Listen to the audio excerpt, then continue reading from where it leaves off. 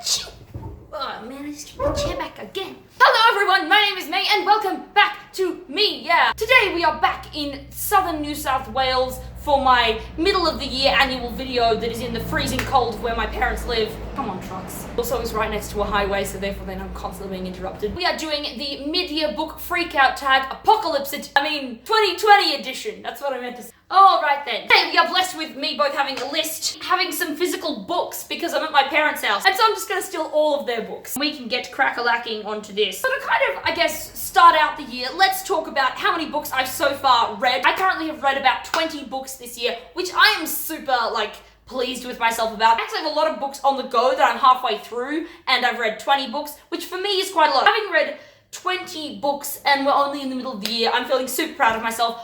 Possibly it was COVID, possibly it was just me deciding I didn't want to have another 2019 of reading again. So this tag is basically 13 questions of just summarizing your halfway through the year kind of book reading thingamo. Question number 1 is, what is the best book that you've read so far in 2020? I have The Toll by Neil Shusterman, and this actually ties place with also The Thunderhead, which is the book right before it. I really liked The Thunderhead actually more as a book, but then everything is wrapped up in The Toll, so they're kind of together because the plot is integrally wrapped up in The Toll, but I really liked what happened in Thunderhead. Anyway, this series has just absolutely blown me away, and I've got my younger sister to read it, my younger brother to read it, my other older brother to read it, and now my housemate to read. Most of them have only read the first book, and my sister's read the second book, but it's just such a phenomenal series. Honestly, I cannot believe I did not pick this up earlier. First book follows two people, Rowan and Citra, who are both totally different individuals, and they live in a world that is utopia where they've conquered death and it's no longer a problem, and so instead they have basically an AI called the Thunderhead who takes care of the world and makes sure that, there's no more starvation or poverty or anything like that, and they know how to bring you back to life if you die. So basically people live forever. People are still allowed to have as many children as they want. So they then have sides, which are told to keep an eye on the population, and sides are commissioned to glean a certain amount of people per annum to make sure that the population of the world stays under control. Anyway, Citra and Rowan get picked to be Sides apprentices in a weird shenanigans, and then this whole series just spirals out from there. This book does so much posing questions, and seriously, you're left with so many thoughts at the end. You're like, oh my flaming auntie. If you want a bit of a I don't want to swear here, but this is a bit of a mind fuck. This one, it's just everything clusterfucks and you're like, oh my gosh, what's going on? Honestly, I cannot recommend this enough. This then immediately ties into the second question, which is, what is your favorite sequel? Which is also The Toll or Thunderhead. Take your pick. One can be one and one can be the other. That's fine.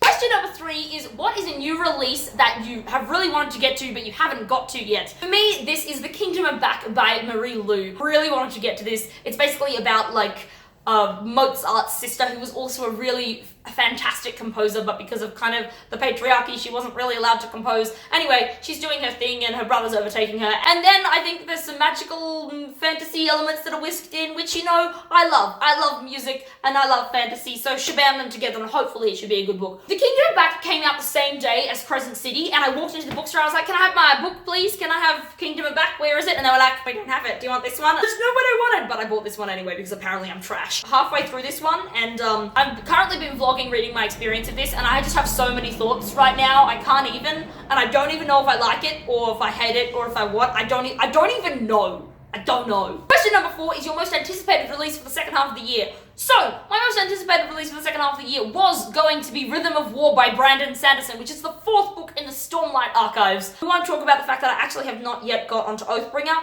This is because I haven't yet filmed my Words of Radiance wrap-up, so I can't do Oathbringer before I've done Words of Radiance, or else I'm going to muddle up what happens in what book, because I know that's what I'm going to do. Of course, it had to be usurped by Hollowpox being pushed back until late August. So, frick you, Hatchet Australia, for pushing back Hollowpox. Hollowpox, which is the 3rd book in the Morrigan Crows series, I just had a mental blank, by Jessica Townsend, is probably my most anticipated book for the second half of the year. Even though I really love Brandon Sanderson, I really like Nevermore. That book is amazing. Question number 5 is your biggest disappointment so far in the year. So my biggest disappointment would definitely be the pushback of Hollowpox. What can I say? I'm very annoyed. Very annoyed. Look, I'm really annoyed. I gotta leave. I'm annoyed. I gotta go. Bye. Fine, I'm back. Because I have more ranting to do. Anyway, probably my biggest disappointment would be Lady Midnight by Cassandra Clare, because I read that and I don't know, the LA setting was it just didn't do it for me. Of course, possibly my other biggest disappointment could be Crescent City. I don't know. makes me read 800 words of trash, I'm gonna be very annoyed. Number 6 is biggest surprise. And now for me, this has definitely got to be I Can Jump Puddles by Alan... What's his name? Oh my gosh, I just forgot. Alan Marshall. I Can Jump Puddles by Alan Marshall. This book was just so...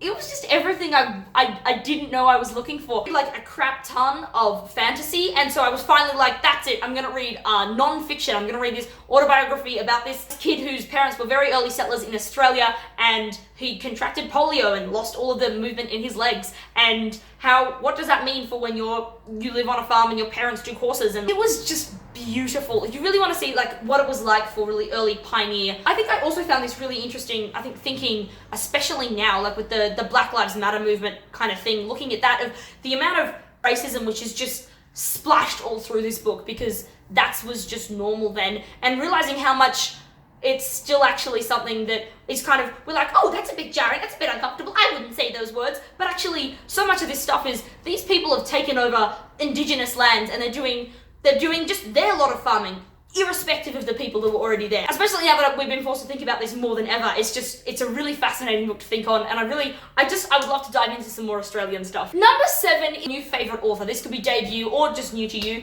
For me, I would have to say either Neil Schusterman, because just this man, he's done my brain a number, and I don't quite know what to say to him about that. The other one that I think would be Robert Jackson Bennett, who wrote Foundry Side. This book was just fascinatingly amazing. It has a really hard magic system. Hard and soft, go look at Brandon Sanderson, but basically soft, it's kind of like airy fairy, a wizard did it. Gandalf just says you shall not pass, and you assume magical stuff happens. Then a hard magic system is where you know how all the rules work. You know this person can do X, Y, and Z, and so it's interesting just seeing how they do it. Full Metal Alchemist is a really great example of this. Basically the magic is this kind of sigil magic that can tell things to do other things, and there's this girl who's been kind of experimented on so she can actually hear all of these writing things. This book is like a massive heist, and also like had a female-female romance and just lots of magic, and it was fantastic. I would recommend this book for sure. Which is a very funny pun because the second book is called Shorefall, I think. Anyway. Next question is your newest fictional crush. My newest fictional crush actually is probably either Rowan and Citra or Aragorn, because I currently have been reading the Lord of the Rings. I finally, I'm halfway through the Two Towers at the minute. Right now, while I've been at home, we just watched all 3 movies, which I know you can hate me. I just watched the movie before I read the book, but I'm in love with the whole world. I wanted to cry. I think probably when I finish the books, I probably will cry, which, just saying, if you don't know me, it takes a shite ton to make me cry. So, my newest favorite character, though, I think might be Sanchia, because Sanchia is just she's just such a cool thief, and she's such a cool person. She's the main character from Foundry Side. Number 10 is books that made you cry. As I previously said, I don't really cry, but I definitely think these bad boys might have a good old shot. And after finishing the Lord of the Rings trilogy movies, and after finishing the Ark of a Scythe trilogy, they gave me the hugest book hangovers. After finishing these, I couldn't really do anything for the next few days. I was just in this coma, not even sure what to do with myself. It was kind of a mix between, but the thingamo, why? I need another cup of tea. Anyway, fun times. Question number 11 is a book that made you happy. By far, this has got to be Knock 3 Times by Cressida Cowell, which it was the 3rd book in the Wizards of Once series. And question number 13 are what are some books you need to read by the end of the year? Now, this is quite a big list for me, because I like making lists. I really do. I need to at least finish off my 3rd non-fiction book, which I said I would read. I really want to read a book that was given to me by a gay Christian friend of mine called Love Thy Body, which is just a really interesting perspective on looking at sexuality within the church and things like that. The next one that I really, really want to read very soon is The Hate You Give by Angie Thomas. Need I say more about why I would like to read this? This is a book about a girl called Star, and I think it's her best friend, but anyway, one of her friends is shot by a police officer. She is in the black community, as was her friend, and so then she's kind of caught between Black Lives Matter movement kind of things, and going to a really ritzy, more white school, and then her home community. I'd really like to actually read all of this because I think it will just be fantastic juice for my brain. Along that line, I would also really like to read The City We Became by M.K. Jameson. I just got that on Audible, and I think that will be really good for kind of diving into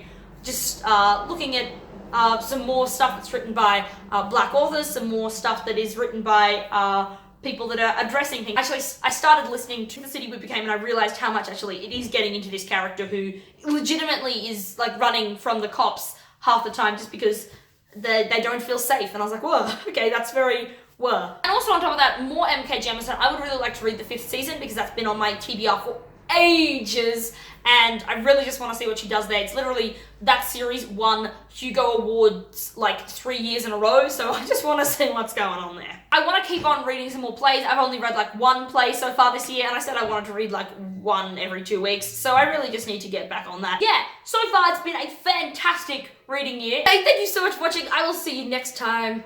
Goodbye. Where are the sheep off to today? I shouldn't ask that question. They are definitely off to the slaughterhouse. Okay, yep, cool. Hi everyone, bye. Because my brain is a sieve. So we're going to get on right onto that right now. I cannot believe that I did not pick it up earlier. And I wait for the truck. Hello. For sure. Which is very much a pun because the second book is called Sure something about shore side. Shore for short. No, okay. I've lost my pun. It was a very funny pun.